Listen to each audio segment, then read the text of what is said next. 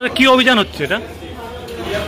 কৃষক, ক্ষেত মজুর এবং শ্রমিক সংগঠন এবং পশ্চিমবঙ্গ বস্তি উন্নয়ন সমিতির ডাকে আগামীকাল 20 এপ্রিল কলকাতার ব্রিগেড প্যারেড ময়দানে বেলা 3টায় মহাসমাবেশ। ব্রিগেড সমাবেশ উপলক্ষে আমাদের মালদা টাউন স্টেশনে গোটা মালদা জেলা এবং পার্শ্ববর্তী বিভিন্ন এলাকা থেকে হাজার হাজার মানুষ আসছে। নতুন প্রজন্মের যুবক যুবতী সহ খেটে খাওয়া মেহনতি শ্রমজীবী মানুষরা আসছে। মালদা জেলা থেকে ন্যূনতম 10,000-এর বেশি মানুষ এবারের ব্রিগেডে অংশগ্রহণ করবে।